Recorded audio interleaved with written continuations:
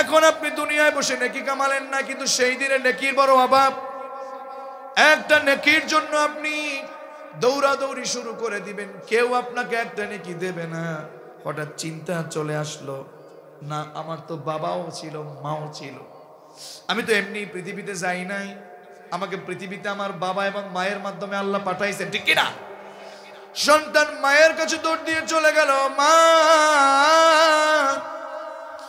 আমি মাত্র একটা নেকির জন্য আমি জান্নাতে যেতে পারছি না। কয়টা নেকি? আরো জোরে, কয়টা নেকি? একটা নেকির জন্য আমি জান্নাতে যেতে পারছি না। ও মা, তুমি আমাকে পৃথিবীতে মুখ দেখাতে গিয়ে বহু কষ্ট সহ্য করেছো, প্রসব বেদনা সহ্য করেছো, কতই না কষ্ট করেছে গো মা। 2 বছর ধরে আমাকে তুমি দুগ্ধ পান করিয়েছো গো মা। ও মা, তুমি আমাকে অনেক ভালো রেখেছিলে গো মা, একটা নেকি আমার দরকার গো মা। কয়টা নেকি? মায়ের পা ধরে কান্না শুরু করে দিয়েছে। ও যশোরবাসী, আজকে তো বুঝেন না, আজকে বোঝা যায় না একটা নেকির কি মূল্য। আল্লাহু আকবার বলে।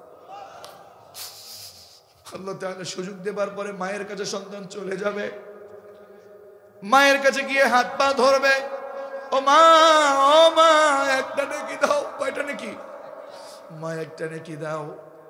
মায়ের পা ধরে কান্না করা শুরু করে দেবে। 1 দিন চলে যাবে, 2 দিন চলে যাবে, 5 দিন, সপ্তাহ, মাস, বছর চলে যাবে। তাও 1 বছর না, 2 বছর না, 100 বছর, 200 বছর। তাফসীরে লিখেছে 500 বছর, 500 বছর পর্যন্ত মায়ের পা ধরে অনুনয় বিনয় করে কান্না করবার পরে ওই মা সন্তানকে লাথি মেরে বলবে, তুমি কার পা ধরে কান্না করছো? সরে যাও, দুনিয়াতে তো আমার কোনো বিয়েই হয় নাই, তোমার কে? তোমার মা। আল্লাহু আকবার। মায়ের কাছ থেকে সরে যাবে, মা দৌড়ে পালাবে। ইয়াউমা ইয়াফিরুল মারউ মিন আখিহি ওয়া উম্মিহি ওয়া আবিহি। আল্লাহু আকবার। ও যশোরবাসী, আজকে তো আমরা বুঝি না, সেদিন ভাই ভাইকে চিনবে না, ভাইকে দেখলে দৌড় দিয়ে পালাবে, মা সন্তানকে দেখলে দৌড় দিয়ে পালাবে, বাবা দেখলে সন্তানকে পালাবে। ওই সন্তান বাবার কাছে চলে যাবে মায়ের থেকে মাহরুম হয়ে। বাবার কাছে গিয়ে বলে, বাবা আমি আব্দুল্লাহ এসেছি, আমি মাহবুব এসেছি, বাবা একটা নেকির জন্য জান্নাতে যেতে পারছি না। মায়ের কাছে গিয়েছিলাম গো বাবা, যেই মা আমাকে নিয়ে কষ্ট করেছে, ওই মা আমাকে নিয়ে পৃথিবীতে কত কষ্ট করেছে, কিন্তু একটা নেকি চেয়েছিলাম, দেয় নাই গো বাবা। তুমি আমার তো বাবা, তুমি আমাকে নিয়ে বহু কষ্ট করেছো, আমাকে একটা নেকি দাও। কয়টা নেকি? আরো জোরে, কয়টা? ও মা, ও বোন, জাহান্নামে যাওয়ার জন্য আজকে আপনি রেডি। আপনি জনমের মতো হারাম ইনকাম করছেন, হারাম কাজ করছেন, আপনার ছেলে হারাম ইনকাম করছে, সুদের সাথে ঘুষের সাথে জড়িত গো মা। আপনি পর্দায় থাকছেন না গো মা। বিশ্বাস করুন, আমার রব যখন সন্তানকে সুযোগ দিবে, যাও একটা নেকি খুঁজে নিয়ে আসো, সন্তান তার বাবার কাছে চলে গিয়ে বলবে, বাবা মায়ের কাছে পাইনি, ওই বাবার পা ধরে হাত ধরে কান্নাকাটি শুরু করে দেবে। ওই সেই মায়ের, সংক্ষেপে বলছি, ওই সেই মায়ের সমান করে 100, 200 না 500 বছর পর্যন্ত পা ধরে বসে থাকবে। কিন্তু ওই বাবা শেষে লাথি মেরে বলবে, কার কাছে এসেছিস? কে তোর বাবা? আমার তো দুনিয়ায় কোনো সন্তান ছিল না। ও যশোরবাসী, সেই দিন বড় কঠিন দিন। এজন্য দুনিয়ায় বসে সওয়াবের কাজ করার দরকার আছে না নাই? আরো জোরে, দরকার আছে না নাই? সওয়াবের উদ্দেশ্য করে পড়েন, বিসমিল্লাহির রহমানির রহিম। ওয়া ক্বাদা রাব্বুকা আল্লা তা'বুদু ইল্লা ইয়্যাহু। জোরে বলেন আল্লাহু আকবার। আমি এখান থেকে শুরু করে প্রায় 2টা আয়াত পড়েছি। আমি জানি না আমি এই আয়াতের অংশটুকুনি পারবো কিনা বলতে, বহু সময় লেগে যাবে। খুব সংক্ষেপ করে বলছি। আল্লাহ কি বলছেন দেখুন, আপনি কি করতেছেন আর আল্লাহ কি বলছেন। যশোরবাসী একটু কান খাড়া করে মনের কান দিয়ে শোনেন। আজকে আপনার কাছে কোরআন ভালো লাগে না, আজকে আপনার কাছে আল্লাহর আইন ভালো লাগে না, আজকে আপনার কাছে হারাম ইনকাম ভালো লাগে, আজকে আপনি সমাজের ভিতরে জনমের মতো বাম রাজনীতি করেন, মিথ্যা নেতার পিছনে ঘরেন, আছে না নাই? কথা বলেন, আছে না নাই? নেতা এমন খারাপ, চরিত্রের ভিতরে কোরআনের কোনো গন্ধ নাই, সুন্নাহর কোনো গন্ধ নাই, কিন্তু বলে আমার নেতার চরিত্র ফুলের মতো পবিত্র। এটা বলে আর চা খায় আর 500-1000 টাকা পেয়ে 5টা বছর আমানতের খেয়ানত করে। এরকম কিছু লোক আমাদের সমাজে আছে না নাই? আল্লাহ বললেন শোনো এবার আমি কি বলছি তোমাকে। আল্লাহ তাআলা বললেন ওয়াকাদা। আয়াত আপনি অনেক শুনেছেন, এই আয়াতের অনেক আলোচনা শুনেছেন, কিন্তু একটু ভিন্ন আলোচনা আমি আপনাদেরকে দিচ্ছি। এই আয়াত পড়তে গিয়ে আমার প্রায় 20টার উপরে তাফসীর মেলানোর সুযোগ হয়েছে, আলহামদুলিল্লাহ। আল্লাহ তাআলা কি বললেন? ওয়া এবং কদা। কদা শব্দের অর্থ হচ্ছে ফয়সালা, কদা শব্দের অর্থ হচ্ছে রায়। ভালো করে বুঝেন, কদা অর্থ হচ্ছে ফয়সালা, কদা অর্থ হচ্ছে রায়। কদা অর্থ কি? রায়। বলেন কদা অর্থ কি? রায়। বোঝেন আপনারা? রায়, মামলা মোকদ্দমা করলে রায় দেয় কি দেয় না? কথা বলেন, রায় দেয় কি দেয় না? আল্লাহ এখানে বলছেন কদা, কফ দাদ ইয়া, কদা ইয়া কদা। ওয়া কদা রাব্বুকা, হে রাসূল আপনার রব আপনাকে এই রায় দিচ্ছে, এই ফয়সালা দিচ্ছে। রায় কার? এই আওয়াজে হবে না, রায় কার? আল্লাহ বলতেছেন ওয়া কদা রাব্বুক, আপনার রব, আপনার রব আপনাকে এই রায় দিচ্ছে, এই ফয়সালা দিচ্ছে। কি রায়? আপনিও রায় বোঝেন, আমিও রায় বুঝি। বলেন তো আল্লাহর রায় মানা যাবে নাকি ছাড় ছেড়ে দেওয়া যাবে? শুধু মানা যাবে তা না, মানতেই হবে, ঠিক কি না? আল্লাহ বললেন কদা রাব্বুক, তোমার রব, আপনার রব আপনাকে এটা রায় দিচ্ছে। তার মানে রায় থেকে কোনো সুযোগ, রায় থেকে সরে যাওয়ার কোনো সুযোগ আছে কি? আমাদের দেশের রায় আছে না নাই? এটা কার রায়? আমাদের দেশের আমার দেশের কোনো জজের রায় নাকি আল্লাহর রায়? কার রায়? কদা রাব্বুক, আল্লাহর রায় আর আমাদের দেশের রায়, এটা একটু মিলান দেখি। আমাদের দেশে রায় চলে কয়টা? হ্যাঁ, আমাদের দেশে কয়টা রায় চলে? আইন টাইন পড়েন না আপনারা? কয়টা রায় চলে মামলা মোকদ্দমায় জানেন তো? না না, আমাদের দেশের রায় চলে 4টা। কয়টা? জোরে বলেন কয়টা? কোন ঝামেলা হয়ে গেলে প্রথমে যান আপনি ম্যাজিস্ট্রেট কোর্টে, ম্যাজিস্ট্রেট কোর্টের রায় আছে না নাই? এরপরে আপনি চলে যান জজ কোর্ট, এরপরে আপনার প্রয়োজন হলে আপনি যান হাইকোর্ট, এরপরে না হলে আপনি যান সুপ্রিম কোর্ট। রায় কয়টা? এই 4 প্রকার রায় একটু দেখেন, একটু মিলান দেখি। 1 নম্বরে যদি আপনি ম্যাজিস্ট্রেট কোর্টের রায় আপনি পেয়ে যান, আল্লাহর জমিনে আপনি ম্যাজিস্ট্রেট কোর্টের রায় যখন আপনার হয়ে যায়, আপনি কিন্তু বলতে পারবেন না আমি এ রায় মানি না। বলা যাবে নাকি? যদি বলেন আমি এ রায় মানি না, এ রায় যদি মানি না কথা আপনি বলেন, তাহলে আপনাকে রাষ্ট্রদ্রোহী মামলা দিয়ে এই বাংলাদেশের আইনে আপনাকে আটকে দিবে, অথবা দেশ থেকে আপনাকে তাড়ায় দিবে, না হয় ফাঁসির কাস্টে ঝুলাবে, না হয় যাবজ্জীবন দিব, কারণ আপনি বাংলাদেশের রায় মানেন না। কতক্ষণ না কেন? এই যে রায়, আপনি সর্বোচ্চ কথা বলতে পারেন ম্যাজিস্ট্রেট কোর্টে রায়, আমার কাঙ্ক্ষিত রায় আমি পাইনি, আমি আরো উঁচু আদালতে যাব, কথা আপনি বলতে পারবেন। কথা বলেন না কেন?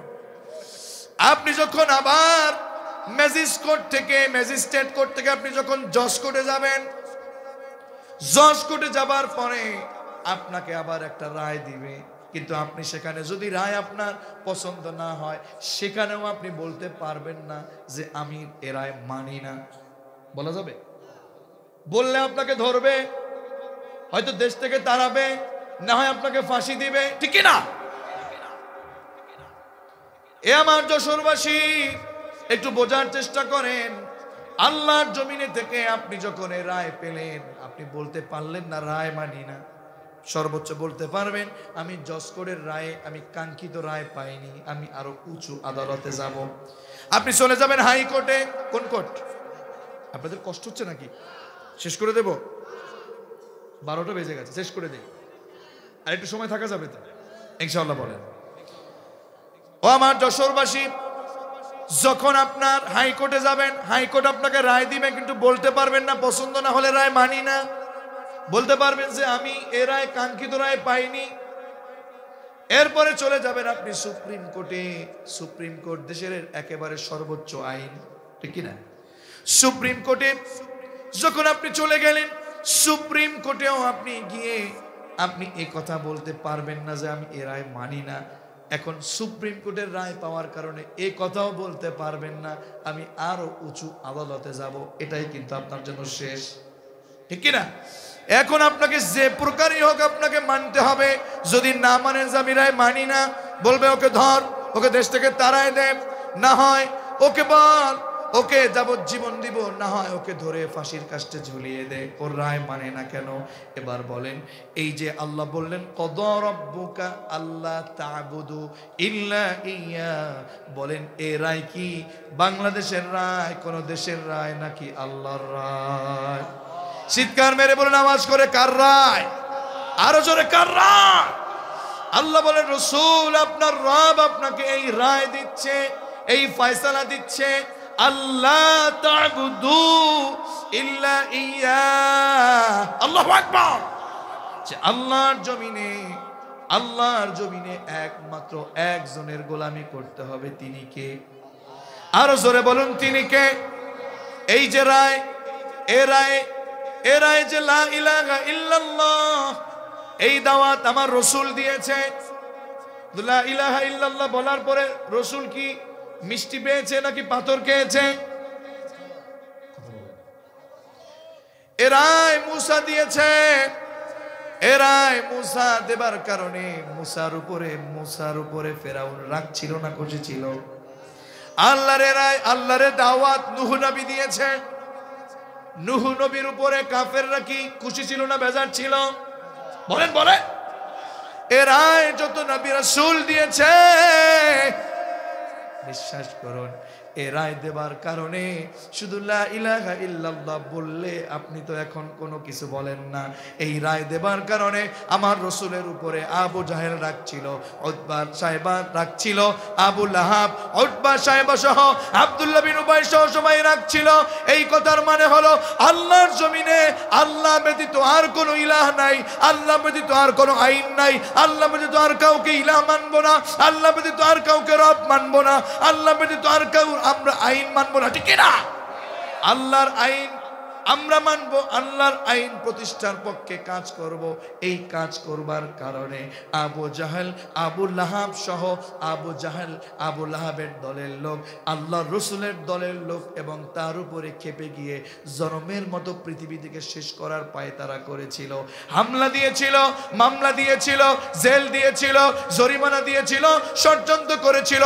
আজকের যুগেও দেখবেন লা ইলাহা ইল্লাল্লাহর বাস্তব তাফসীর করে, বাস্তব কথা আল্লাহর রায়ের কথা বাস্তবায়ন করতে গিয়ে যারা এই কথা বলে তাদের বিপক্ষে ওই সে আবু জাহেলদের প্রেতাত্মারা জনমের মতো ষড়যন্ত্র করে, হামলা করে, মামলা করে, আসে না নাই?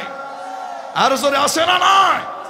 সেই যুগে আল্লাহর রাসূল কোরআনের দাওয়াত, লা ইলাহা ইল্লাল্লাহর দাওয়াত দিতে গিয়ে যেমন করে মার খেয়েছে, আজকেও দেখবেন যারা রাসূলুল্লাহর দলের লোক, যারা ওমর আলী ওসমানের দলের লোক, এরাও আল্লাহর কোরআনের দাওয়াত দিতে গেলে পরে এদেরকে বলে তোমাদের হামলা করব, মামলা করব, মিথ্যা মামলা দিব, তোমাদেরকে ফাঁসির কাস্টে ঝুলাবো, যদি এই দাওয়াত বন্ধ করো তাহলে কিছুই বলবো না, প্রয়োজনে ক্ষমতা দিব, প্রয়োজনে নারী দিব, প্রয়োজনে টাকা দিব, এরকম ঘটনা আমাদের সমাজেও আছে না নাই? কিন্তু বর্তমান সময়ে যারা সত্যিকার অর্থে রাসূলুল্লাহর উত্তরসূরি, যারা আবু জাহেলের উত্তরসূরি নয়, যারা আবু বকর, ওমর আর ওসমানের উত্তরসূরি, তারা একমাত্র আল্লাহর জন্য আল্লাহর জমিনে হামলার শিকার হবে, মামলার শিকার হবে, জেল জরিমানার শিকার হবে, সব ষড়যন্ত্রকে মোকাবেলা করে আল্লাহর জমিনে শহীদের জন্য পাগল করা হবে, কিন্তু আল্লাহর জমিনে কোরআনের বিরুদ্ধে চরণ করবে না। কথা বলুন ঠিক কিনা? সেই দলে আমরা কারা কারা আছি? তো আর তোলা আমার আল্লাহকে দেখায় না। আল্লাহ আমাদের হাতগুলো কবুল করেন, পরের আমিন। ও আমার বন্ধুগণ, এজন্য আমি আপনাদেরকে বলছি, আল্লাহর রায় হলো আল্লাহর জমিনে আমাদেরকে তার গোলামি করতেই হবে, তার আইন আমাদেরকে মানতে হবে, তার জমিনে যতদিন বাঁচব তার আইন মেনে চলতে হবে। কথা বলেন ঠিক কিনা? যারা আল্লাহর কোরআন মানবে না তাদের সাথে আমাদের কোনো সম্পর্ক, যারা আল্লাহর আইনের বিরোধিতা করবে তাদের সাথে আমাদের কোনো সম্পর্ক। এজন্য আমাদেরকে মনে রাখতে হবে, যেখানে কোরআন আমরা যাব সেখানে, যেখানে কোরআনের আইন আমরা যাব সেখানে, যেখানে কোরআনের বিচার আমরা যাব সেখানে, যেখানে রাসূলুল্লাহর পথ সেখানে আমরা যাব, অন্য কোনো পথে আমরা পা বাড়াবো না। কথা বলুন ঠিক কিনা? এজন্য এই কোরআনের পথ হলো আসল পথ, অন্য কোনো পথে অন্য কোনো মতে আমাদের পা বাড়ানো যাবে। এজন্য বলেন তো, কোরআনের পথ আসল পথ না ভুল পথ? আল কোরআনের পথ, এই পথই আসল পথ, অন্য পথে অন্য মতে নেই যে রহমত। আল কোরআনের পথ, এই পথই আসল পথ। ঠিক কি না? ও যশোরবাসী, আল্লাহর আইন থেকে আমরা যদি অন্য পথে চলে যাই, আল্লাহ তাআলা বললেন, শোনো, আমার আইন আমার রায় তোমাদেরকে মানতেই হবে। তোমাদেরকে যদি এই আইন না মানতে মনে চায়, ইয়া মা'শারাল জিন্নি ওয়াল ইনসি ইন ইসতাতা'তুম আন তানফুযু মিন আকতারিস সামাওয়াতি ওয়াল আরদি ফানফুযু লা তানফুযুনা ইল্লা বিসুলতান। জোরে বলুন আল্লাহু আকবার। ইয়া মা'শারাল জিন্নি ওয়াল ইনস, হে জিনজাতিরা, হে মানুষ, কি মনে করেছো আমার আইন মানবা না, আমার আইনের বিরুদ্ধাচরণ করবে? আমার আইন না মেনে তোমরা যদি এই দুনিয়ায় থাকতে চাও পারবা না। আমার আইন যদি মানতে মনে না চায়, আমার এই দুনিয়া আসমান এবং জমিনের নিচ থেকে, আসমানের নিচ থেকে জমিনের উপর থেকে ত্যাগ করে অন্য গ্রহে চলে যাও, কিন্তু আমার আইন তোমাকে মানতেই হবে। কথা বলুন ঠিক কিনা? কিন্তু আমাদের দেশে কোরআনের কথাগুলো বলতে দেওয়া হয়নি, আমাদের দেশে কোরআনের কথাগুলো প্রচার করতে দেওয়া হয়নি। এখনো পর্যন্ত কিছু লোককে দেখা যায় কোরআনের আইনের কথা বললে তাদের কাছে সহ্য হয় না। এখনো কিছু লোককে দেখা যায় কোরআনের কথাগুলো বললে তাদের কাছে সহ্য হয় না। সত্যিকার অর্থে তারা যদি আল্লাহর জমিনে থেকে আল্লাহর কোরআনের বিরুদ্ধাচরণ করে, আমরা বলবো আল্লাহর জমিনে থাকলে আল্লাহর কোরআনের পক্ষে থাকতে হবে, নচেৎ দুনিয়া থেকে অন্য কোনো গ্রহে চলে যাও। কথাগুলো ঠিকই না?